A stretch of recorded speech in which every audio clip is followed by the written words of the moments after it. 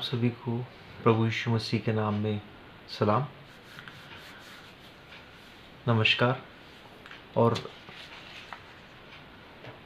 My dear friends, आज हम बात करेंगे न्यूरालिंक्स के बारे में। आखिर न्यूरालिंक है क्या,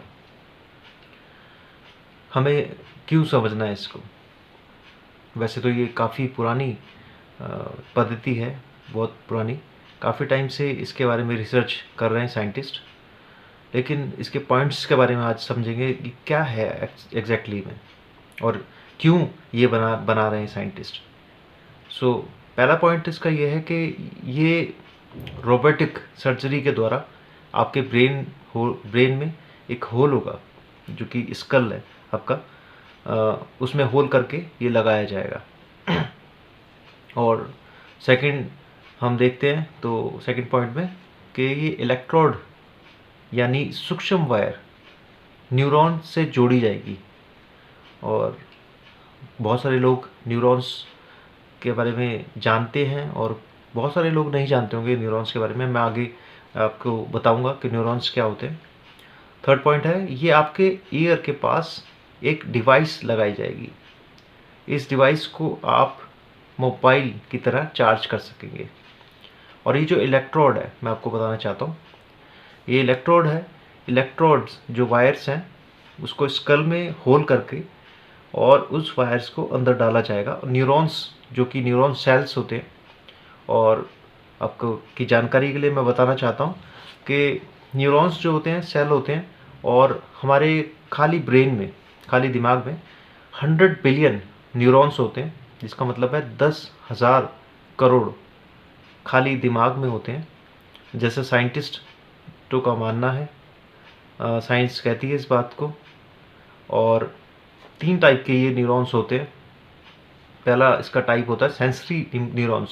सेंसरी न्यूरॉन्स जो होते हैं, जो आपको जैसे समझ सकते हैं हम, टेस्ट हम जब करते हैं, जैसे टेस्ट करने में, हियरिंग यानी कि सुनने में, टच करने में और स्मेल में, हमारे को जो भी हम छूते हैं, देखते हैं, लाइट और टच करते हैं, स्मेल करते हैं, ये सब सेंसरी न्यूरॉन्स का काम होता है। वो संदेश भेजते हैं ब्रेन में, और उस तरीके से ब्रेन फिर काम करता है। और एक होते हैं मोटर न्यूरॉन्स, ये सेंट्रल नर्वस सिस्टम में काम करते हैं, और ये ऑर्गन्स, मसल्स और ग्लैंड्स में काम करते हैं, और स्पाइनल कॉर्ड के द्वारा काम करते हैं।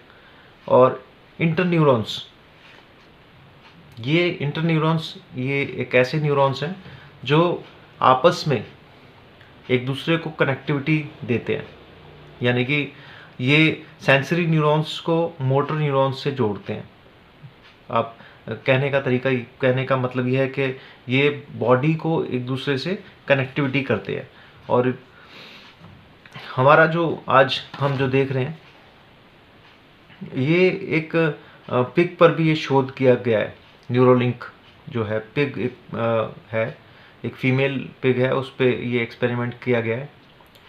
और उसका डाटा जो है वो कंप्यूटर पे कलेक्ट कर रहे हैं। और 5वां पॉइंट इसका मैंने लिख लिया है, ऐसा कहना है बनाने वालों का कि इसके द्वारा ह्यूमन ब्रेन से मेमोरी का एक डाटा की तरह स्टोर करके लेंगे, यानी कि ह्यूमन ब्रेन में से एक डाटा की तरह वो मेमोरी को स्टोर कर लेंगे इसके थ्रू।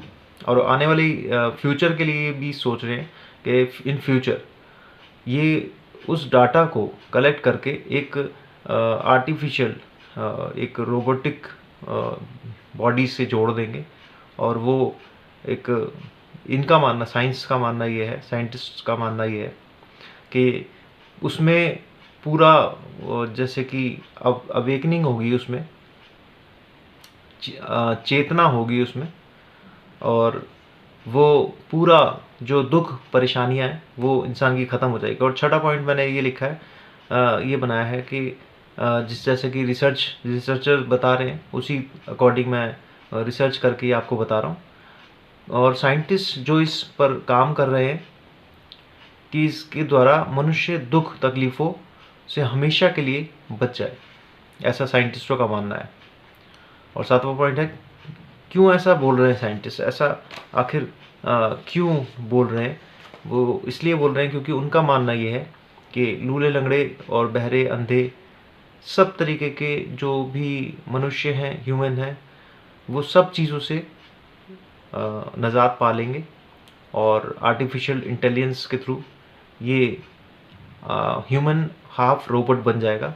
और इन फ्यूचर ये ऐसा करना चाहते हैं कि ये फुल रोबोट से उस ब्रेन को, उस डाटा को जोड़ देंगे, ऐसा साइंटिस्ट का अनुमान है, ऐसा इस पे काम कर रहे हैं। और मैं आपको बताना चाहता हूँ ये आपको कंप्यूटर से जोड़ देगा। साइंटिस्ट ऐसा कह रहे हैं, ये आपको कंप्यूटर से जोड़ देगा। और जैसा कि आप हाथों से अपने कीबोर्ड से कंप्यूटर चलाते हैं, मोबाइल चलाते हैं, टीवी चलाते हैं, लाइट्स को ऑन करते हैं, लेकिन इनका मानना है कि हम और एडवांस लेवल पे जाने वाले हैं। इसके थ्रू माइंड से इंसान सोचेगा और हो जाएगा। इट्स लाइक आप सोचेंगे कि लाइट बंद हो जाए और वो लाइट बंद हो जाएगी। आप सोचेंगे कि लिफ्ट से मुझे फर्स्ट फ्लोर जाना है, सेकंड फ्लोर जाना है, और ये ऐसा हो जाएगा। ऐसा साइंस का मानना है, साइंटिस्ट का मानना है। और इसके अलावा मैं आपको एक बात बताना चाहता हूँ, जैसे कि पवित्र शास्त्र बाइबल इस बात को बताता है, क्योंकि साइंस जो कि हम जानते हैं कि साइंस कितने भी तरक्की क्यों ना कर ले, आज हम देखते हैं कि कोविड-19 में सब फेल हो गया और मनुष्य प्रार्थना कर रहा था कि हे परमात्मा, परमेश्वर, खुदा मुझे बचा, क्योंकि मेरा साइंस जो है वो अधूरा है। और ह्यूमन कितनी भी तरक्की कर ले, हम जानते हैं कि हम सब के पास बुद्धि कितनी भी आ जाए, लेकिन हम सब अभी परिपक्व नहीं है और परफेक्ट कोई भी नहीं है। No one can perfect, only Jesus Christ is perfect. परमेश्वर का वचन इस प्रकार बताता है हमें, बाइबल, केवल यीशु मसीह परफेक्ट है। और प्रकाशित वाक्य आप बाइबल अपनी निकालें, और प्रकाशित वाक्य उसका 9 अध्याय और उसका 6 पद में लिखा है, उन दिनों में मनुष्य मृत्यु को ढूंढेंगे और ना पाएंगे, और मरने की लालसा करेंगे और मृत्यु उनसे भागेगी। परमेश्वर का वचन हमें पहले से, हज़ारों साल पहले से ही ये बता चुका है कि अपने आप को मनुष्य ऐसा कर लेगा, क्योंकि परमेश्वर जब दंड देगा, और ये टाइम जो चल रहा है, एंड टाइम्स चल रहे हैं, और हम एंड टाइम्स में एंटर हो चुके हैं। और आप मेरी पहले भी वीडियो देखेंगे तो उसमें मैं बता चुका हूँ कि एंड टाइम में हम एंटर हो चुके हैं, और बहुत तेज़ी से न्यू वर्ल्ड ऑर्डर आने वाला है। और आर्टिफिशियल इंटेलिजेंस भी काम कर रही है। आर्टिफिशियल इंटेलिजेंस के बारे में भी मैं वीडियो बनाऊंगा। और परमेश्वर का जब दंड आएगा इस पृथ्वी पर, परमेश्वर क्रोध से भरकर दंड देगा जब मनुष्य के इस चीज़ों पर जो परमेश्वर की बराबरी आज मनुष्य करना चाहता है, क्योंकि परमेश्वर की योजना मनुष्य के लिए बहुत अच्छी है। और परमेश्वर की योजना बाइबल में बताती है कि परमेश्वर ने, यीशु मसीह ने हमारे लिए जान इसलिए दी कि ताकि हम अनंत जीवन को प्राप्त करें, हमेशा की ज़िंदगी को। और वो परमेश्वर कहता है, मैं जाता हूँ, जब वो क्रूस पर मारा गया, गाड़ा गया और तीसरे दिन जी उठा, तो उसने कहा, मैं 40 दिन बाद वो दिखता रहा सबको, गवाही दी।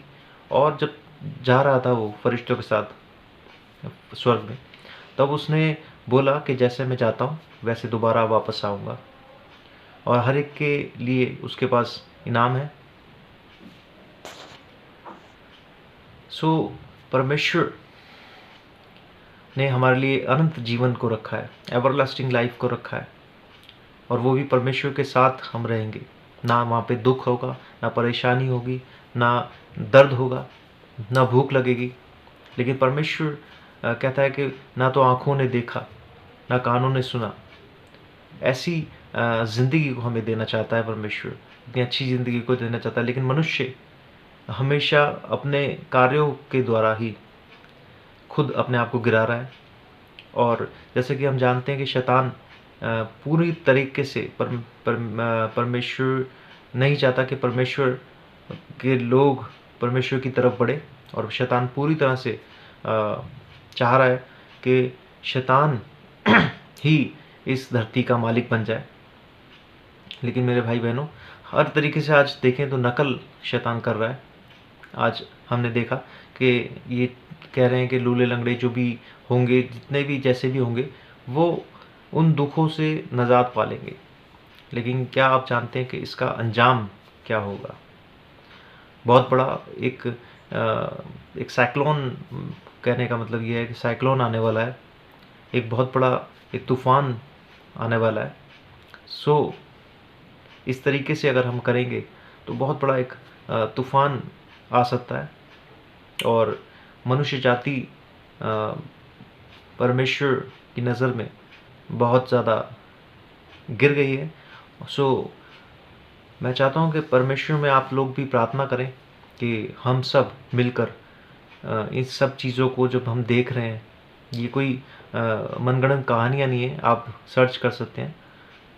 तो परमेश्वर के वचन में आप लोग बढ़ें और बाइबल को पढ़ें, अध्ययन करें, क्योंकि बाइबल में सब कुछ लिखा है। अंत समय की भविष्यवाणियाँ बाइबल में लिखी हैं, क्योंकि बाइबल एकमात्र ऐसा वचन है जो कि बाइबल परमेश्वर का जीवित वचन है। केवल बाइबल ही एक ऐसा वचन है। सो आप सबको परमेश्वर आशीष और बरकत दे। आप मुझे बताएं, आपकी गवाहियाँ भी बताएं।